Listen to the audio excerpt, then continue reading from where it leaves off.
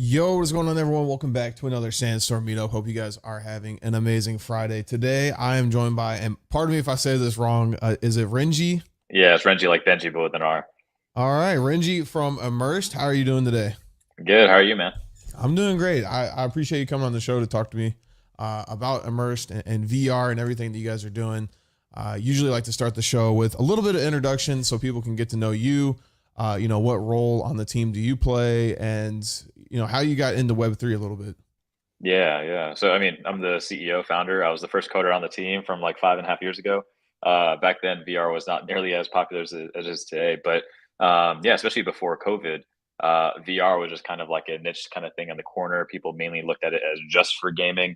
Mhm. But yeah, so, I started Immersed for the dream of being able to go to work, quote unquote, by putting on a pair of, Apple glasses someday or Facebook glasses someday. And I knew that VR was the first step towards that. So I tried a couple of different apps like virtual desktop, big screen, and things like that. But it didn't have all the things I needed to get my computer set up in VR.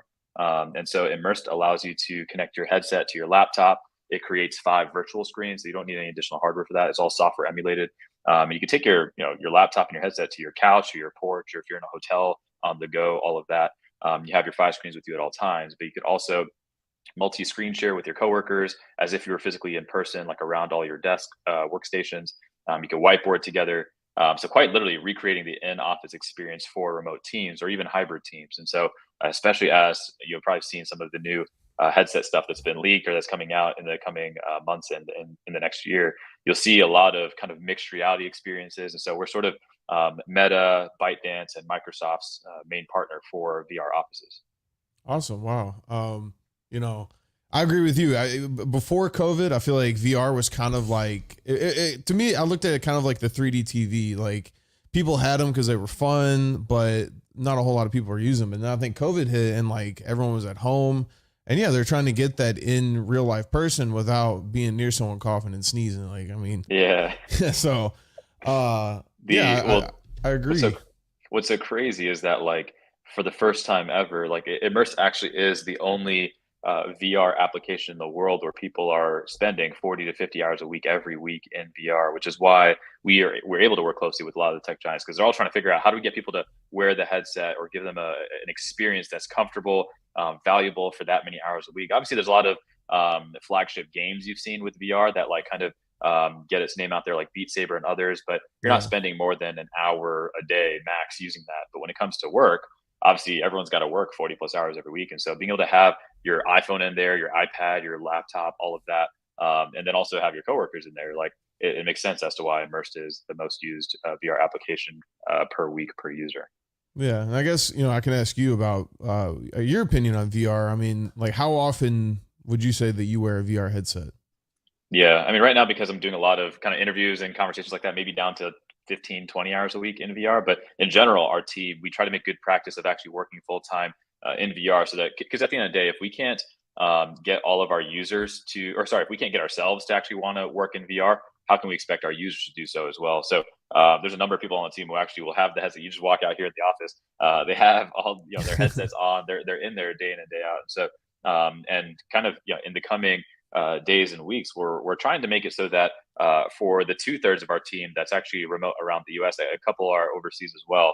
We want to be able to work together, actually, like in our actual office. And so we've actually done a lot of re-architecting a lot of our backend to make sure that it makes that experience extremely seamless. Because when it comes to remote teams as well, we want to make sure that they're very comfortable having everyone in that space together. But one thing that's been pretty mind blowing is a lot of people not only want to use VR for offices and working in VR and things like that.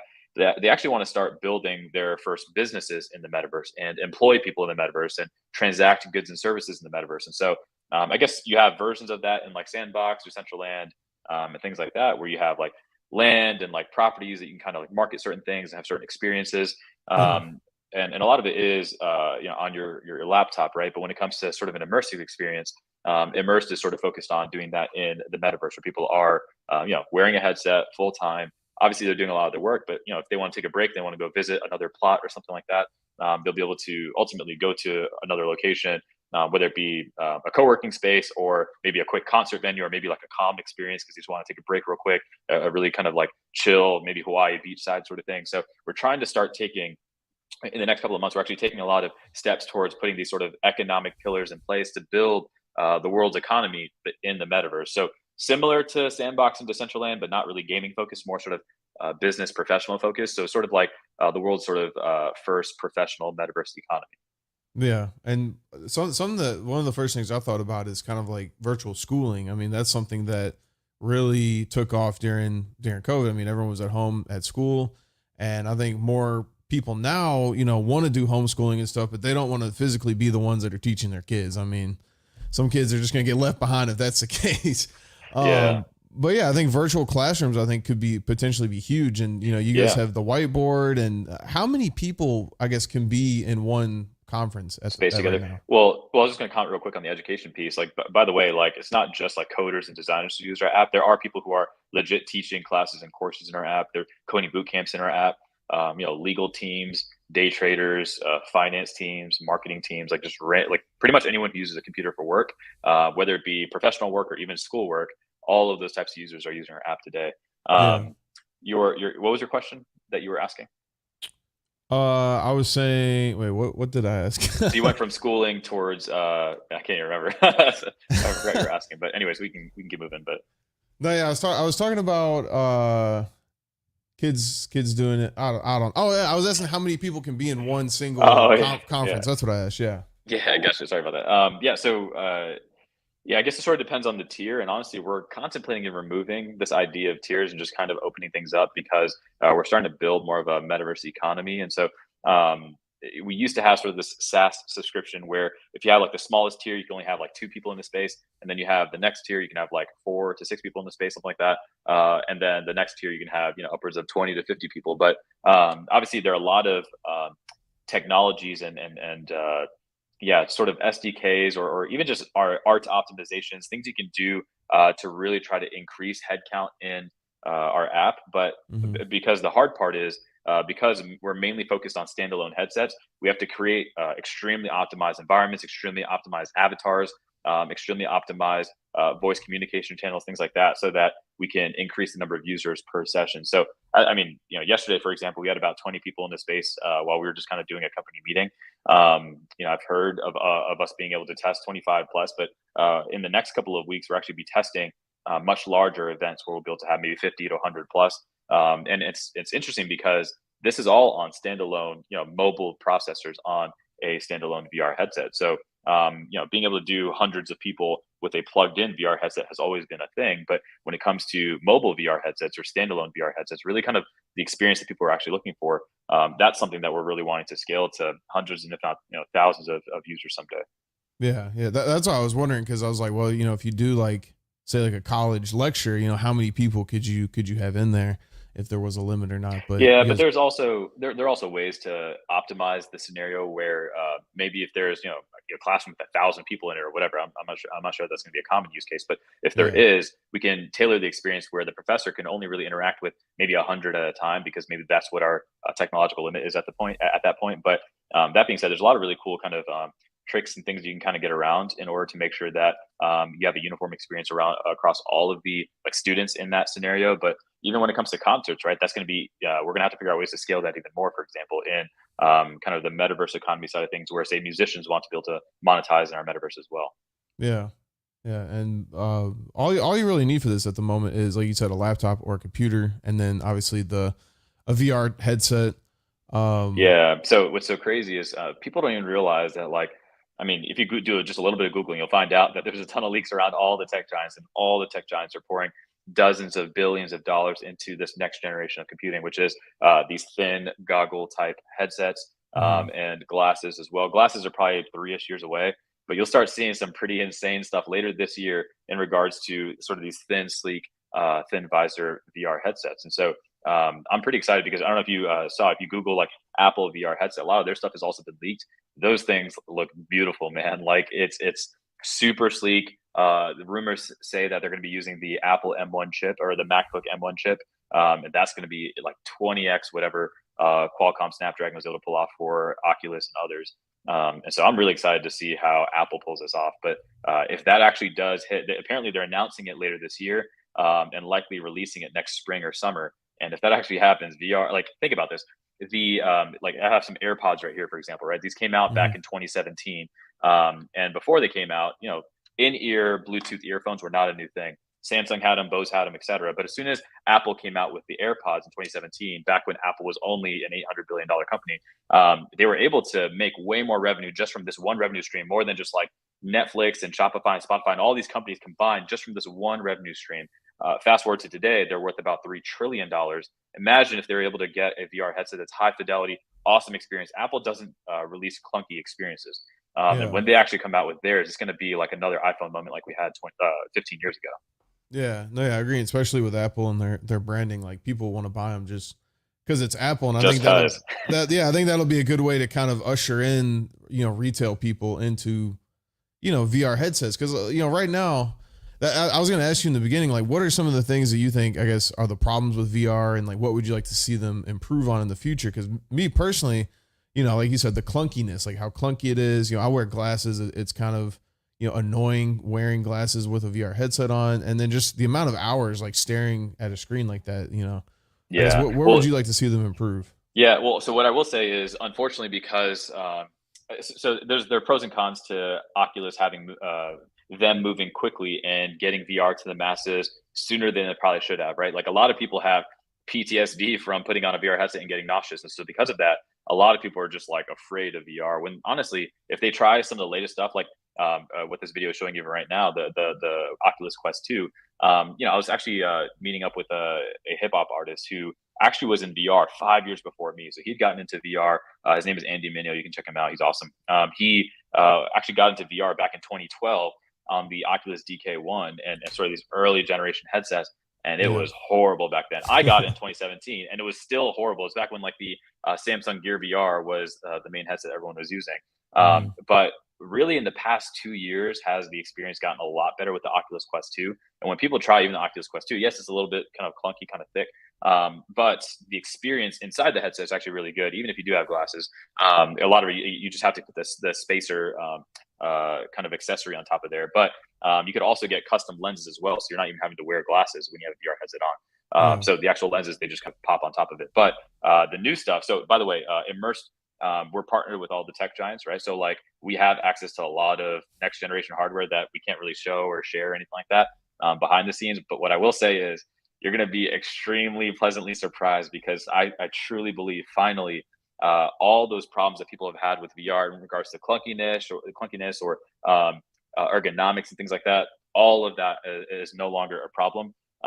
Nausea, to be real, even on the Oculus Quest 2, hasn't really been a problem unless you're like playing like a roller coaster game or something.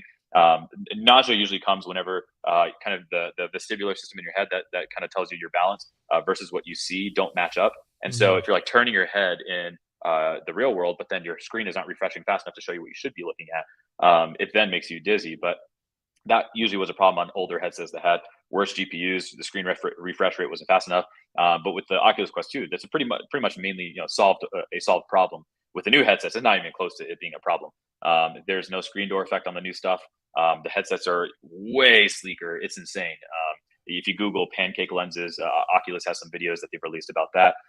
So all that to say, like, finally, this is really, really exciting. Finally, VR is going to hit a pretty awesome critical mass moment, really a catalytic event that's really going to make VR go extremely mainstream. And so I think rightfully so, a lot of these tech companies are actually going to be putting pretty massive budgets behind their marketing spend because people are going to start seeing, wow, this can actually be a computing device. And even Apple, for example, they're longer term trying to replace the MacBook with their actual headset once they virtualize all hardware.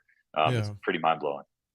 And what we're seeing on the screen right here with the keyboard and the phone and the different portals. Now, are there only certain keyboards that work right now with Immersed, or does any keyboard you can connect to? So we have a pass-through portal that's kind of a rectangular prism shaped one. So you can kind of put that on any keyboard. But Yeah. if you want your actual like 3D, like it's like a virtual keyboard that pops up, that works with Apple keyboards and then a specific Logitech keyboard called the K830. But longer term, Oculus and others are working on getting more keyboards into VR.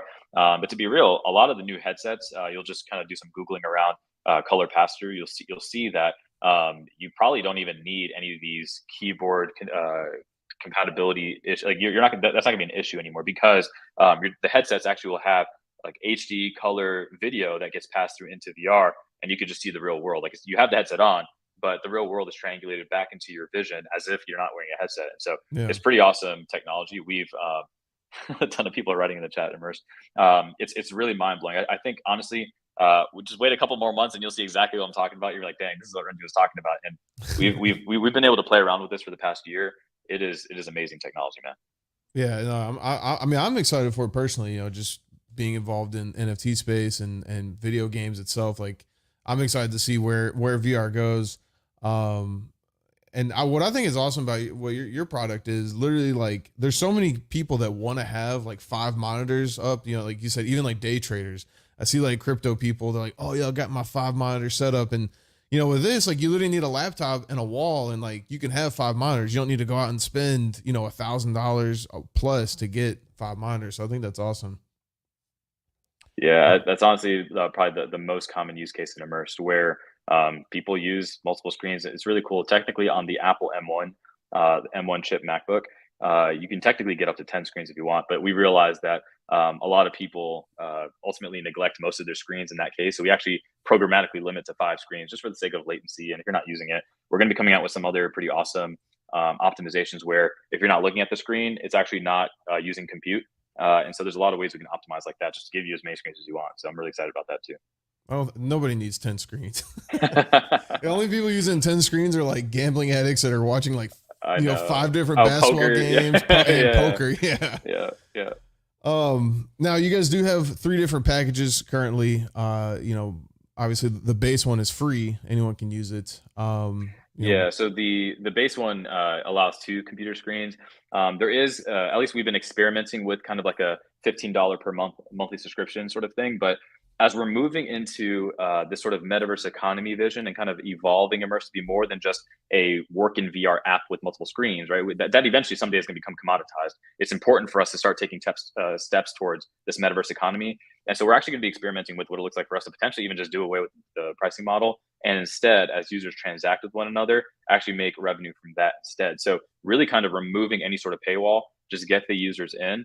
And as other users provide value to other users and are able to transact with one another, which people are financially incentivized because they're building a business in the metaverse to be able to transact, then we would take like a 5% transaction fee or something like that just to keep the metaverse running. But so all that to say, like if anything, I feel like that could even scale our business model even further. But we're kind of playing around with these different ideas, not exactly sure where we'll land, but I wouldn't be surprised if we end up just doing away with those pricing tiers, to be real.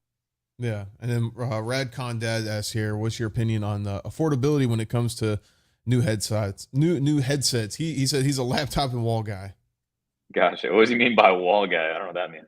What I said, like the guy with the one laptop and then on the wall he has like the monitors up in the VR.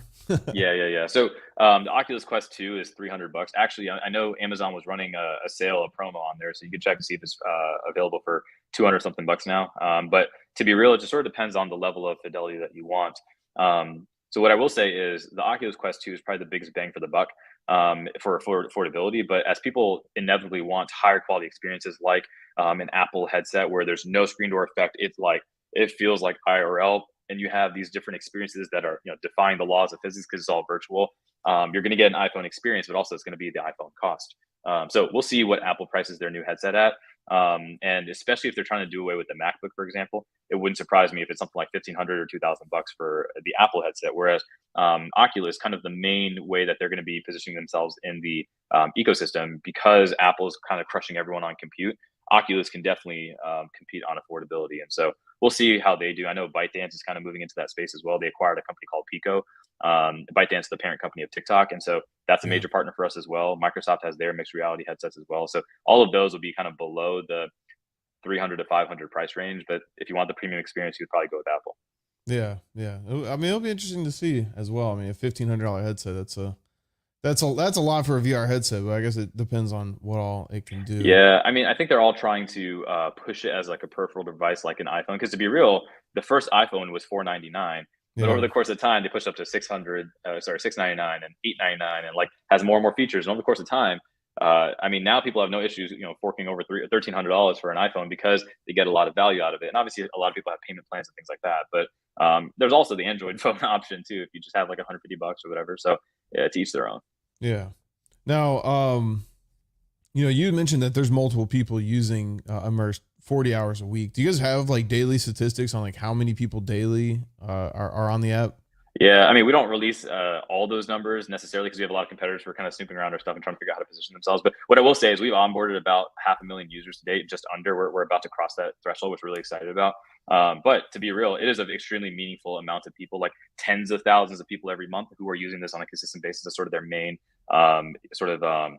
work solution. At the same time, though, honestly, the reason why I was mentioning the pricing model sort of thing is because honestly, I feel like that might have been a potential roadblocker for us as a company where people are like, hey, I'm not necessarily using the headset as much because maybe the headset, the battery life is only 2 hours, whatever, and I need something longer. And so they would start, essentially churn unnecessarily. And so for me, I'm like, all right, what does it look like for us to just do away with the pricing model? When the new headsets come out, we'll kind of see what ends up happening there. So to be real, like I think that a lot of our daily, monthly, and yearly active, or sorry, even quarterly active, yearly active, etc. I feel like that's going to fluctuate a ton, but especially as there's going to be some crazy critical mass on these new headsets. We have literally no idea what to expect. But what I will say is, Immersed is the top non-gaming app on the Oculus store. So we do have the highest user usage, but I don't really know what I am and am not allowed to share according to Oculus and stuff. So I try not to be too descriptive, but I guess because there's multiple stakeholders in this. So Yeah, no, that's fine. That's fine. Because you mentioned that you guys are, I guess, doing you want to do like businesses in the metaverse, correct? And you guys do actually also have your own land. yeah, so we actually, yeah, so kind of these economic pillars that we're putting in place, as I mentioned, are things like digital ownership, digital property, digital currency, et cetera. And so we're starting off with digital land, virtual land. Yeah. We did sort of like a private virtual land drop with just like, users, friends, family, people who've been sort of supporting us all along the way. It still was the number one utility NFT on OpenSea that day. So it still did really well. I think it was something like 750K that day, which is really awesome. And then Ethereum crashed and stuff. And so, it's whatever. But the point that we were able to kind of get people, and it was crazy, was actually 90% of the people who bought land actually didn't own a wallet before. These are people who just, they believe in this future, and they want to just put money in it. And so now we're kind of doing a lot more networking in sort of the Web3 crypto world, because we've been doing a lot of research the past year around what does it look like for the Web3 world and the metaverse to kind of intersect or work together longer term. And to be real, the more I learn about Web3 and just the way blockchain technology works, like I'm finishing a blockchain engineering course right now. And ultimately what I realized is like, dude, this is the way the internet's going to be working. It doesn't make sense to resist it. I think it makes sense to get ahead of the curve and really start interweaving these things together. So we were working with some pretty awesome partners like Polygon and Delphi Digital and others who are kind of deeper in the Web3 world. So we're kind of figuring out what it looks like for us to actually do things like potentially release a currency and actually be building our back end on a Web3 infrastructure sort of thing. So there's a lot of different moving pieces, but kind of in the short term, what we're allowing people to do, just because we keep getting requests for people to do this, is we opened up our collection on OpenSea where people can actually buy their initial plots of land in Immersed virtual in Manhattan, right? And so for us, we're not trying to create our own versions of a new planet or anything. We're trying to decrease the knowledge gap. We want there to be direct association or connotation with, for example, virtual Manhattan would be focused on businesses, or virtual LA would be focused on entertainment, or virtual Hawaii would be focused on calm experiences, or I don't know, Jurassic Park type experiences. I don't know. And so we allow people to buy their plots of land. They'll be able to incorporate their own experiences there and monetize it, right? Like think about this. The idea that so many, by the way, you could also look at immerse.com/map that shows you the actual map. You can pick the plot and then forward to the OpenSea collection. But think about the idea that like, because there are tens of thousands of people who are using Immerse as their sort of their main work solution, if you're spending that much time in VR, you're going to want a change of scenery, right? Like not only do you not want to sit in front of your IRL desk where you're staring at your wall at home, but also at the same time in the virtual world, even for example, this environment that you see right here with the world and everything on there, it's a really cool environment. But after about a month, you get kind of used to it. You want to change the scenery, you want a new environment. So if we allow users to buy a plot of land, incorporate their custom environment, they could actually charge other users, I don't know, $3 at the door or whatever to be able to experience their space. And as more and more users continue to want a change of scenery, this allows us to almost democratize the ability for users to not only experience new environments, but also be able to monetize it. And say, for example, only 100 users check out your virtual co-working space that day, and you charge $5 at the door. You just made $500 passive that day. If you do that 30 days a month, that's $1,500, $15,000. that's pretty significant money. So as passive revenue. So we want to open up this kind of metaverse economy where people can then monetize it, transact with other users, and really build kind of their first virtual business, if that makes sense. Like almost like how back in the day, if you ever were to spin up, if Mark Zuckerberg had to run his own servers, there wasn't AWS, there wasn't EC2 or anything like that. But now today, people can hop on Heroku, Squarespace, run an EC2 instance, and they could quickly spin up a website. They don't have to worry about servers really. It's all virtual. Likewise, when it comes to building a business in the real world, there's a lot of logistics and overhead and risk. Whereas if you could just spin up a quick version of a virtual business in the metaverse, it's just a much quicker and lower risk approach to doing that. Think about creating a co-working space in the real world. It's expensive to lease out a space, to try to deck it out with awesome decor, staff it up, have awesome furniture, all of that. If you do that in the virtual side of things, it's way cheaper and you have way higher volume. You don't have to worry about foot traffic because this is all virtual, right? So you don't have to rent out a building or have a plot of land. I mean, you do have to have a plot of land, but not like an IRL plot of land where stuff can go wrong. And it's much cheaper in the metaverse, at least right now. So yeah, for sure. And you mentioned like decorating and decking it out. So this space right here obviously could be someone's, I guess, workspace. Where does the decoration stuff, is that coming from you guys? Are you guys selling that on? So there's actually a couple of different partners that we're going to be working with, who are really kind of focused on the world building side of things. And so as users buy a custom plot of land, we would prefer they themselves not try to build, I know like kind of in, you could be a voxel artist who's really, really good, or a first-time user who doesn't really know what they're doing. And so if you want a really, really good-looking virtual world, you probably want to work with someone who knows how to do that. And so we're actually going to be pushing a lot of our users to be working with the artists or world builders in general in order to create a really compelling environment, as opposed to, I know there are different apps out there, like maybe Somnium Space, who gives you like a rectangle tool and you can kind of do things like that, but doesn't, in my opinion, doesn't build a compelling metaverse. We do want to build a compelling metaverse. Rocco7 is asking, when is the land sale? We are shooting for the next couple of months, so follow us on Twitter. We'll announce everything on there. And how many total plots of land are you guys going to be selling? So we are going to be programmatically limiting Virtual Manhattan to 10,000 plots. But the first land sale, we only opened up about 360 of those plots. The next land sale, I think, is going to be a couple thousand more, because that'll be more public facing. We'll actually put out marketing materials. We'll kind of blow up our social media channels just to let people know it's happening. So that'll be a couple thousand plots, but then we'll start moving towards virtual virtual LA, virtual Hawaii, etc. So all that to say, follow our social media channels. We'll make all the announcements there, but we're not really sure how much to really expect people to want to engage with that. But to be real, every single person we've ever talked to has said they've wanted to be part of this. So we've also talked with a lot of the venture capital firms that had backed Decentraland and Sandbox and others.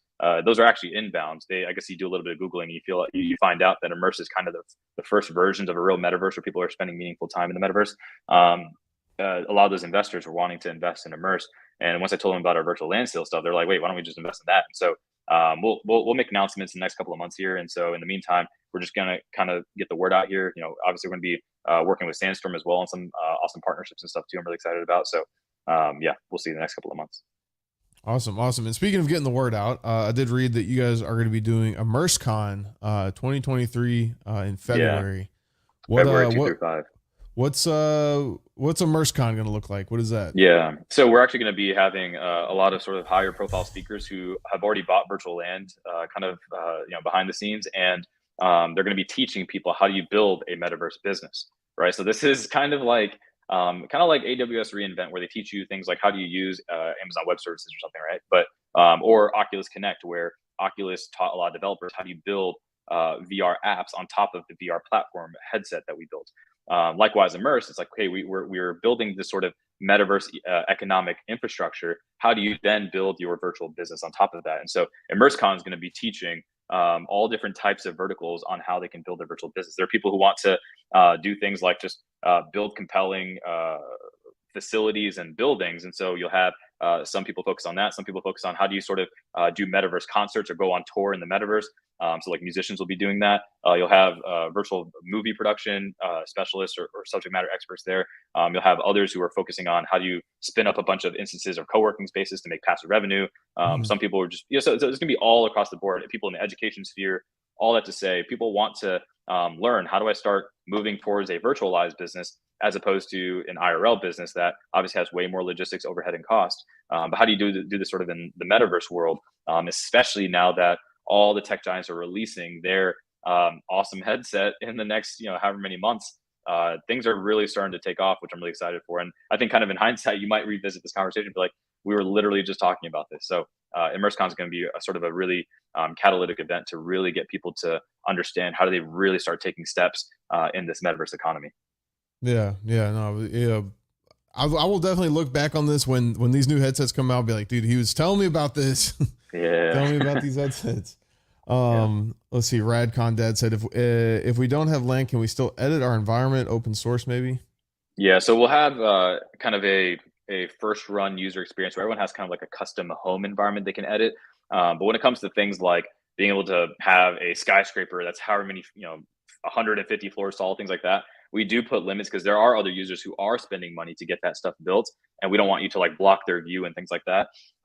So there will be versions of that where users can kind of build free versions. There's also a really, really cool thing that we're going to be experimenting with in regards to releasing a cryptocurrency that we're going to be airdropping to users. And for those who spend the most time in our metaverse, essentially we'll be releasing this kind of work and earn model where the more time you spend in our metaverse, the more we reward you. And then that is currency that you can actually spend in actually getting environments built, or even purchasing really cool assets that might be available in the Immersed marketplace that other users submit to the Immersed marketplace and things like that. So we're actually going to be helping jumpstart this economy by using this sort of work and earn model. Because think about this, like if you're just doing your day job and you're doing it in our metaverse, right? And you get paid, I don't know, $200 a month just because you're spending all your hours in there. That's like car insurance per month. That's a pretty significant amount of money. But say, for example, we figure out incentives to get people to get paid an additional 1,000, 5,000, 10,000, whatever it looks like. We're figuring out monetization models to get more and more people to want to invest in this metaverse. And then longer term, as time progresses, as this becomes more and more one-to-one with your actual profile, with your actual like financial asset portfolio and things like that, this becomes a real world kind of Ready Player One financial economy. And so eventually you're going to get to a point where you're not really going to want to just settle for the free features here and there. You're going to want to actually start investing in kind of like your home in the metaverse or your office in the metaverse, et cetera. So people, I guess, keep because a lot of people have exposure to things like Decentraland and Sandbox that feel a little too gamified. They forget to realize that there is a world that is coming that's going to be a lot more one-to-one real life, where you're going to start taking it really seriously, just like you do your real life. Like in your room, for example, Sharp, you have a logo behind you that you spent money on. You have lights behind you. You have a desk. You have a computer setup. You spent money on those things. Those were not free. Those were not handed to you. You wanted to invest in that, and you wanted your environment to look really, really cool. Likewise, when it comes to this metaverse world as well, you're going to want the same thing to happen too. Yeah, I agree. Well, I had a question, but before we get to that, we'll answer Radcon again. So the lands will be seen while they're next to each other. Like I can see your home from mine. Yeah, the outside of the home, unless I guess you have all glass walls and you want people to see the inside. Sure, that's up to you. But yes, you will be able to traverse this metaverse world just like you do the real world. Yeah. So someone could build a really big building and you'll be able to see the really big building. Exactly. Yeah. Awesome. I guess my thing with metaverse and obviously, you guys are building a metaverse, Sandbox has a more gamified metaverse. Meta has a metaverse. Like, I guess, where do you see, the future of metaverses? Like, do you see there just being one winner in all of this and all being interoperable where you can go to each one? I think it's so I don't think anyone's really going to predict how many or any of that. Like, I think that it's going to be similar to the internet, where whenever people go to the internet, there's probably a few pretty common local places that most people go to, such as it used to be facebook.com. It's probably still google.com. Is Google gets like, I don't know, like 90% of internet traffic, things like that. Like, there are certain websites that kind of take the most amount of attention from people who are on the internet. I think likewise, the metaverses that figure out the way figure out how to get most people's attention and bring most people the most value, those are going to be the metaverses that people want to spend the most amount of time in.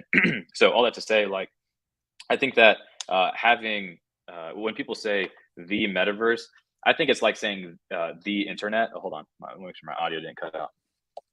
Oh no, you're good. Sorry, can you hear me, by the way? There we go. Yeah. Okay, cool.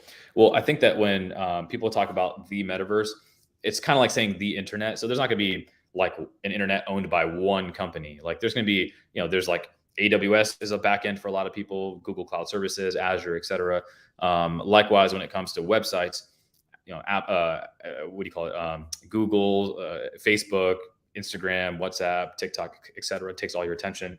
When it comes to the metaverse world, it's going to be a lot of immersive experiences, but the ones that bring the most amount of value, whether it be a gaming metaverse, a workout metaverse, a professional metaverse economy like Immersed, I'm sure there'll be many of those, but the ones that bring the most value and have the most amount of attention given to it is going to be the one that people want to adopt the most. So if you watch the movie Ready Player One, for example, if you haven't seen it, by the way, it's an awesome movie by Steven Spielberg.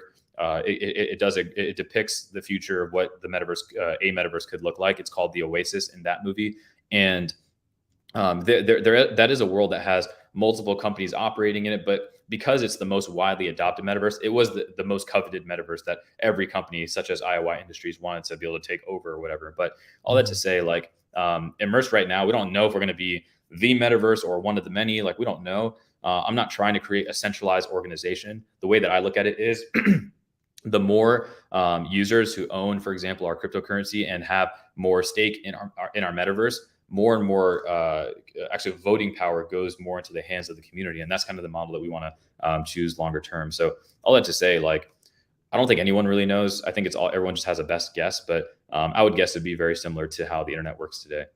Yeah. Awesome. I like that answer.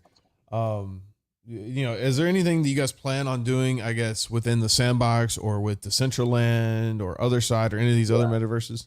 Yeah, I think that there's a lot of, I think a lot of these metaverses don't do enough in regards to interoperability. Like, a lot of them don't really link to each other. I think at the end of the day, like, if you have a product that people actually want to use, you shouldn't worry about losing users. Like, if you have an awesome product that people really do love, then you want to reduce friction. If they want to use Decentraland for a minute to go there, let them go there. And if you have a good product that attracts people, let them come back. So all that to say, like, as we have more as Decentraland and Sandbox have more immersive experiences that we can kind of use on a headset, we'd love to be able to link to their stuff, right? As Immersed creates a web view as a magic window into the virtual world, if there's value that Decentraland and Sandbox bring to our web view, we can then link directly to the web versions of that as well. So for us, interoperability is very important, because I think at the end of the day, if you have a product that people love, you shouldn't be afraid about losing users forever. So, yeah. And I do gotta ask, we never talked about the phone, getting your phone in VR. I think that is something that a lot of people probably struggle with when they have their VR headset on. Like, they got to take it off and look at their phone. But like, you have a solution to where you can put the phone up there and it's in VR with you. Is this through an app? Yeah. So there's an app that you would download on your phone, the Immersed app, and it has a button on there that says launch in VR, and quite literally just connects to your headset. Now you have your phone in VR. So it's pretty mind blowing. People are like, wait, what? Is possible? And it's like, yeah, you can get your iPhone in there, your iPad, your MacBook, all your peripheral devices. I think that's why we have the most amount of usage in VR on a per user basis, is because people are able to have all their devices in there, and they're in these really cool environments, better than like their home office where they're staring at the wall. So why not, right? Why not get all your devices in there? And why not, just focus, enter this mode of deep work more frequently and for longer periods of time. Like, people get a lot of work done, and they're really productive in our app. So that's why our app does very well. Nice. I mean, I'm excited to see where all this goes. We had Alpaca Dabbers on a couple of days ago, and me and him were talking about just sitting in blank rooms with headsets on, and then you put the headset on, the room looks cool, but outside of it, it's just a blank room. And I mean, I think there's a possibility that we could definitely head that way for sure. For sure. Yeah. Someone asked the best way to contact us if they wanted to chat. I mean, you can send me a DM on Twitter, or just at me on Twitter as well. My Twitter is just at Renji Bajoy. You can DM me on Instagram. Like, I'm pretty easily available, or just send me an email, renji@immersed.com. Sometimes it gets caught by the spam filter. So if I don't respond to the email, I apologize. If you contact me on different social media platforms, you should be able to reach out to me. Awesome. And do you guys have a Discord that people can join? Yeah. Immersed.com/community. All right. So make sure you guys follow Immersed on Twitter, follow Immersed on Discord. Is there anything that, we didn't go over that you feel like we'd like to talk about? Yeah. I mean, I think that a lot of people pretty quickly dismiss VR because of prior experiences, but they have no idea what's about to happen in the coming months. And obviously we do know what's about to happen, because we are we have a lot of access to behind the scenes. And so like in regards to the tech giants and the new headsets and all of that's coming out. So obviously we get to see a lot of what's happening, but I guess everyone who's watching and listening, like, I wouldn't dismiss kind of the more immersive Ready Player One type metaverse. Like this stuff is like go to, for example, go to YouTube and type in Oculus face tracking. It will blow your mind. There is like even old avatar technology on the old headsets. All this is actually coming out where there's actually like face tracking and photorealistic avatars. Like already with cartoon avatars, if someone gets too close to you, it's kind of like feels kind of uncomfortable. Let alone when it's actually a photorealistic avatar. You quite literally feel like you're with them in person. So all that to say, like people think this stuff is 5-10 years out. No, this is coming in just the next couple of months. It's pretty mind blowing. So take a look at all of it, do some digging, and you'll be thankful that you didn't wait. So check out immersed.com/map, check out virtual land stuff, do your homework, do your digging. People want to look for the next Decentraland or Sandbox or Axie Infinity. And again, I think that the VCs behind those companies came to us for a reason. We're partnered with all the tech giants. And so for us, we're really excited about where things are headed. And we're excited to partner with SandStorm and others to get the word out. But dude, like all of our friends and family as well are all fully invested in this thing because they see the future of what we're doing. And we're not trying to screw our friends and family over. Like all of us only allow them to invest because we truly believe in where things are finally headed. And so you'll start seeing some pretty crazy, you'll start seeing Immersed kind of everywhere. Yeah, I can't say too much right now because I'm under a lot of NDAs. But you'll see a lot of Immersed being associated with a lot of tech giant stuff later this year. So it's really, really exciting. Nice. Awesome to hear. Well, I appreciate you coming on the show today. Thank you very much for having a chat with me. I'm a VR noob. I've worn VR headsets occasionally. I do 100%. I agree with you, like within the next year or two, because you can't watch a sporting event without seeing a VR commercial. Like they wouldn't be advertising so heavy if they weren't having stuff come out soon. Yeah. And you'll start seeing, word on the street is you'll start seeing some like kiosks and a lot of Walmarts and Best Buys from these different manufacturers who are coming out with their headsets. And you'll be able to try them, because I think the issue is people have such bad previous experiences from like 5 years ago. And so because of that, they'll never pick it back up. So I think these kiosks are really going to show people like, dang, VR has come a long way. And especially the younger generation who wasn't really around during the 2016 era to try VR. Those are where a lot of newer, consumers are coming from. And so it's crazy. Like whenever we talk on different Twitter spaces and stuff, you'll hear like little kids talking about their experiences with it. And they have better experiences than what kind of I would say 25 to 40 year age range have had, because the 25 to 40 year olds have been around for the old 2016 nausea type headsets, and they just have PTSD from it. So don't be a person who sits back and lets everyone else adopt it because of your I guess preconceived notions. But I think the tech giants will do a good job with getting the word out there, letting people try experiences before they buy. And and honestly, it's not 2 years away. I'll tell you that much. Yeah. Awesome. Thank you for the alpha. Everyone here, remember this conversation, a couple months from now, at end of year, early next year, when all this stuff's coming out. Yeah, it's going to be a fun Christmas, man. Make sure you guys check out Immersed VR on Twitter. Join the Discord, immersed.com. Check out all their stuff. Once again, Renji, I appreciate you coming on and chat with me today. Thanks so much for having me, man. I want to thank everyone in the chat for watching the show. We will be live again on Monday, 12 o'clock Eastern, 5 p.m. UTC time. So make sure you guys come hang out, and have a great rest of your Friday. Have a great weekend.